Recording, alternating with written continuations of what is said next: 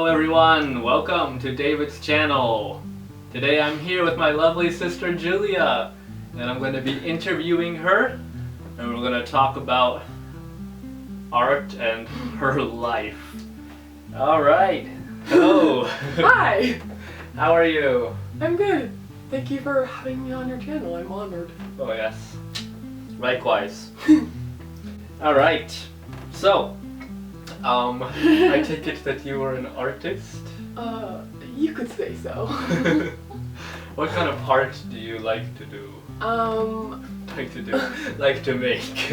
I enjoy making and doing many sorts of crafts and art projects and stuff. But my favorite is making miniature houses and dioramas and displays like that. Wow, cool. So tell me, Julia, what got you into the miniature world? Well, I've always loved making miniature stuff. Like, I always made doll houses out of cardboard and stuff when I was younger. And then, I think it was like 2 years ago, I thought of this brilliant idea to make like a giant dollhouse and then slowly buy like those Sylvania furniture pack things and like fill up the dollhouse so that I would eventually have like this really cool like big like Sylvania mansion kind of thing. But you know me, I don't have money for that. Those things are expensive. And yeah, I kind of did the math and did the calculations, and I wasn't willing to spend that much on it. So I was like, well, what if I try to make the stuff to put in it, because that way it can look the way I want it to. And so yeah, I started making stuff, and I was like, wait, this is actually kind of fun, and I'm actually kind of good at it. So I think it just kind of went from there. Nice. And yeah, I think that's when I started making things more seriously. Okay, great. Well, how do you go about making those miniatures? Like, tell me the process that you go through. Okay. I usually just like randomly throughout the day get these like ideas just hit me, and I'm like, oh, that would be great. And so I write it down. I have this whole list of ideas, and so when I want to make something, I usually like look at the list and try to figure out what I feel like making. And yeah, then I make it. There we go.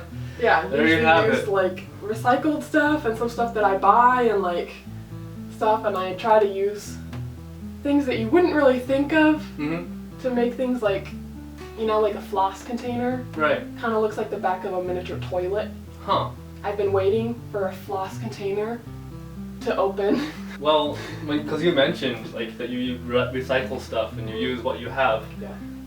One of my favorite miniatures that you've made is the one that you made when you were in the hospital. Yeah. Yeah? Like you made that using only the things that they had at the hospital, right? I mean, I had like I take a lot of stuff to the hospital. Like I have like this like small kind of craft kit thing that's like, it's paper quilling. Yeah, it's like twirled paper and stuff. So I had like the stuff to make that in the box. I was able to use stuff from there to make this, but mostly it was just stuff that I found at the hospital and stuff. Yeah, and that was actually my first like scene or room that I actually finished making. I had a lot of stuff before that was like I started it and then got distracted and started something else. This is like the first thing that I finished. So nice. Yeah, just for you people who don't know, Julia's been in and out of the hospital quite a lot. She was born with a kind of liver problem and was battling that for a long time. And then in, I hope I don't get this wrong, 2017. I think so. Yeah. Yeah, she had a liver transplant, which went well, and she recovered very well. And so I think your trips to the hospital have become much less frequent since then. Yep. It's a great way to spend your time in the hospital. Yeah, I could sit for hours in the hospital and make stuff, so yeah. Nice. Yeah, we'll have to show some pictures of what you made. And I mean, my favorite part of that whole thing isn't just the creativity of the whole thing. but it's that you made like a little baby room, right? And that's like right when you found out that I was gonna have not me, but my wife and myself are gonna have a baby. So yeah, while I was making it, I was praying for your baby that she would be okay, and I didn't know if it was gonna be a boy or a girl then, but I kind of made the room more of a girl room, so I kind of put like the initials of the name, the baby, on the wall and was like praying for her while I was making it. So that's great, thank you. Yeah, and it was a girl. So, and then I asked her, I said, hey, can I have that miniature? Can I take that home? She's like, oh no. Maybe someday. Oh no.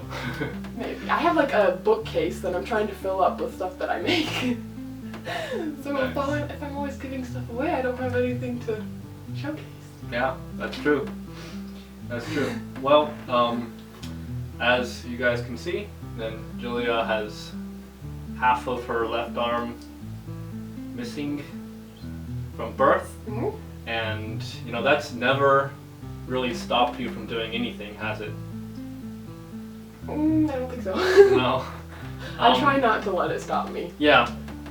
One of the most amazing things I've seen you do is make a holder for a guitar pick and wrap it around your arm and then play the guitar using your arm to strum, and you know, switching. Well, I mean, I switch the strings around for her, but you know, play it the other way around. That's amazing. That just like shows me that you're not gonna let anything about your situation hold you back from doing what you want to do, which is great. I just wanted to know, are there any challenges that you face when making miniatures when you have one hand? Because those things are tiny. Like how? Yeah. I feel like a lot of times it's like I don't really think about it that much because it's just like, you know, what I have and I work with it. But there are some times I'm like, wow, it would be really helpful to have two hands right now. Like, I need an extra hand. Yeah, a lot of times it's just like if it's the very small detailed stuff, or if I'm like trying to cut something small and like my arm's trying to like sit on it, but like trying to cut it, like then it's hard to do. Or if it's like or if I like need a hand to hold something while I glue something, or like sometimes it's just like the very small things that are kind of harder. But yeah, so probably some of the stuff probably takes longer than it would if somebody was making the same thing with two hands, but I mean, I have time, so it's okay. That's good. That's good.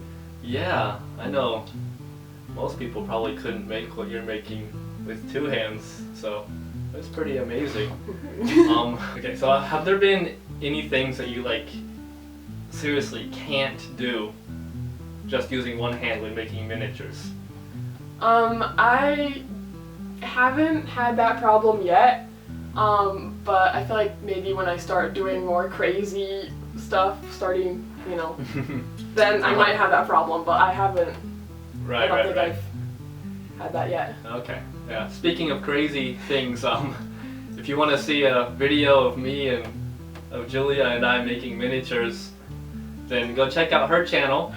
I'll post a video link in the end, so go check that out. Should be pretty interesting. Yep, we're gonna have like a competition to see who can make something better. I don't think I stand a chance. I have never made a miniature in my life. Yeah, but I'm also very like detailed and like to spend a long time trying to make it look good, so it's gonna be interesting to see what's actually possible to make, and I think we're gonna have like 1 hour time limit, so yeah, if you wanna watch that, it should be pretty good. Check it out. Even if you don't want to watch it. Don't watch it! Next question. I think one thing that kind of stumps a lot of artists is motivation. What do you do when you're not motivated? I have days when I want to make something, but like I'm not motivated. So sometimes I like go to Pinterest and just like I have like 300 like miniature pins that I've like that I want to make eventually. I probably haven't made any of them yet, but so I like look through that. If that doesn't get me motivated, then sometimes I watch videos of other people making miniature stuff. And if I'm still not motivated after that, I feel like I'm just like, okay, I'm not gonna make it today. Because I feel like it's really important when you're making something like that takes a long time to be motivated and to be excited about what you're making. Because otherwise, you just get frustrated if it doesn't turn out the way you like, and it ends up not going very well. Yeah, definitely. I find for me that if I don't have a deadline for something, then usually I don't do it. Yeah. It's like I'll set a deadline for myself, and then I'll kind of wait until the day before. The last minute, and then just that gets me motivated. Yeah. I mean, like, it sounds like procrastination, and it sounds like, you know, being lazy and whatnot, but that whole time when I'm not actually doing it, I'm thinking about how to do it, you know? Yeah. So when you actually start it, it's not like, okay, what should I do? It's, you have the idea, you just actually need to do it. So, yeah, I think when creating things, it's best not to force it if it's not there. So, nice. Speaking of motivation, who has been, or what has been very inspiring in your life so far? Not necessarily just like for art, but like in life in general. I feel like I have two answers for that. The first one is definitely my family has been very inspiring and helpful. They've never really tried to tell me what I can and can't do. They just like be like, oh, you know, you can try it. If you like work hard, you can do it and stuff. And they've been very encouraging and like, yeah, they're always behind me in whatever I try to do. And yeah, like you buying the guitar for me to learn how, like I always wanted to learn how to play it, but I was kind of always like, oh, well, yeah, I'm not gonna learn how, kind of thing. And then you bought me a guitar, and were like, okay, I expect you to learn how to play it now. And I was like, yeah. And just like to know that you trusted in me enough to like buy, you know, me a guitar, and like, you know, that you know, thought that I could be able to do it was like really helpful for me, because I was like, David thinks I can do this, then I can do this, kind of thing. That's nice to hear. Yeah. You make it sound so like, so nice and noble and stuff, but in reality I was just like, I want you to learn how to play guitar so that we can have like the same interests.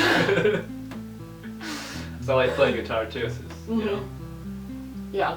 I So wanted to play together, so it's interesting forced the, it like, on you. the different like things. But yeah, it was like very helpful for me, because it was, you know, sometimes you want to do things and you just like think that you can't, or like think that other people think you can't, and when you have somebody else that tells you that you can, then it, you know, it helps you be able to think that you can yourself.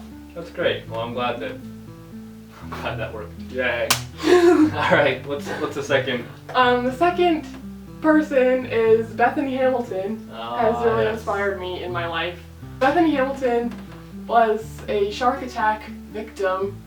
She had her arm bitten off by a shark to like right here when she was 13, and she didn't let that stop her. She was a surfer before the accident, and she went on to like win numerous competitions and like everything after her accident, and she's just like amazing. And yeah, so I don't remember how old I was, maybe I was like 10 maybe, when like the Soul Surfer movie, the movie about her life, came out, and I watched that, and I was like, wow, she's really cool, and like I have more in common than with her than most people do. And so before I watched that, I didn't really like my arm very much. Like when I met new people, I'd like hide it behind my arm, behind my back, and like, I don't know, I didn't like being different. But after I saw that movie, I was like, you know, being different is cool. Like, you know, she's so cool, and that means, you know, I can be cool too. So, yeah. Wow, you got to meet her too. Yeah, right? I got to meet her last year, and like I got to surf with her, and like it was crazy. I totally like froze up when I first saw her. I was just like, but yeah, that's great. It was so cool. Yeah, Bethany Hamilton, if you're watching this, which you probably are. You probably aren't, but thank you. Thank you. Yeah. All right. So, if you had all the money and time in the world, what would you want to do? First thing I would do, I think There's more than one thing? Yeah. Oh yeah. Yeah, I have a list. Okay. Would be to help end hunger or poverty, and then I would want to travel around with my family or friends, maybe helping people along the way.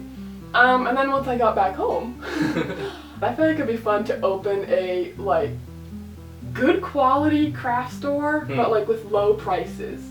You know, because craft stores are expensive. Like stuff at craft stores, you know, are very expensive. But I'd like people, you know, even people who don't have much money to be able to be creative and make stuff. And so I think it would be fun to make like a discount craft store and maybe have like classes there for like kids to, you know, I don't know, teach how to make miniature stuff, or like, you know, just have like art classes at the store. Cool. I feel like that'd be fun. Yeah, if you have like a workshop or a studio people can come to. And nice. I mean, I feel like that would be fun and a good idea, even if I don't have all the money and time in the world, but I don't know if it's going to happen. We'll see. Definitely. Yeah, that sounds like a nice idea. I would come. I'm probably going to need the lessons for our our miniature battle. I'm not confident about that. Anyway. Alright, well, we are down to the last question.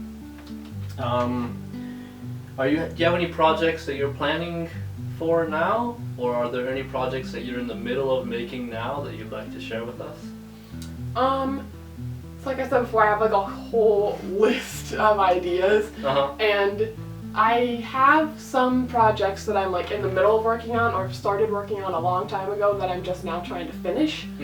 Like I have like a miniature like seamstress shop, kind of, or like / craft store. It's like, I don't know, I thought of the idea like a long time ago and I'm just trying to finish it now. Okay. But I think one of my biggest projects that I'm trying to work on is to make a whole miniature town.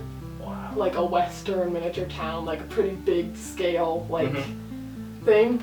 Wow. Yeah, I've so far painted one horse and made half a wagon. So we're not, you know, it's gonna take a while, but I'm really excited for that. That's progress right there. Yeah, it's kind of hard though because I have so many projects I want to do that it's hard to like, you know, what to work on. I know what you mean. And a lot of the other projects, like, they won't take as long, so I'm like, oh, I can do this one first and then work on the town later. But then, you know, if I do that, then I'm never gonna do the town. So, but that's a big thing that I am excited to do. And nice, I'd like to see that. Yeah, I would too. Ta-da! Okay, well, we are nearing the end of the interview here, but is there anything else you'd like to add? Well, you asked before if there's things that are hard to do with one hand, and I'm just gonna say that these railings on this thing took forever. They were a nightmare to try to put on with one hand. Like I would have asked Mom to help me do it, but I wanted it to be a surprise and I wanted to like show her once I already finished. So did you make that out of like wire or something? Yeah, so like normally I feel like you would have to like hold it at the top and then use the other hand to like bend it around. Sure. But I couldn't do that, and so it was like really hard to try to like bend it to the right size on the table and then try to, like the railings was the last thing that I was supposed to do on this. And so I thought that I'd be done in like 30 minutes, an hour or something, and it ended up taking me like 5 hours or like 7, I don't even remember. But it took way longer than I thought it would. Was it worth it? Yeah, I think so. That's pretty amazing. Thank you. About how much money would you say you spend on each one of these, like making just one? Well, I feel like that's a hard question because some of these, like the hospital one, I pretty much, I like got stuff from the hospital and like, you know, made most of the stuff like out of paper or out of cardboard. So that one I would say only really cost me maybe like 100 yen to buy these like message board things. Wow, that it's I like $1. Yeah, you know, I had to buy the stickers and like stuff like that, but I bought them before and they were like, so it's hard to know. I mean, like this one, the roofing I bought, and like the little flower pots and like flowers and stuff I bought, but I like assembled them. I don't know, it's really hard to say. Like, you spend more than like 1,000 yen, more than $10 on one on average? I feel like that would probably be the most that I've spent on most of these. Yeah, so I feel like usually less than $10. Well, if you want to see more of these miniatures, then one of these days I think Julia's gonna upload more pictures to her Instagram account, so I'll post a link so you can go check that out. Yep. And again, we're gonna be doing the miniature making battle together, so make sure to go to her channel and check that out. It's probably going to be a mess, on my part. It's gonna be fun though. It's gonna be fun. I'm excited. It's gonna be fun. So am I. So go check that out. Thank you for watching, and see you next time.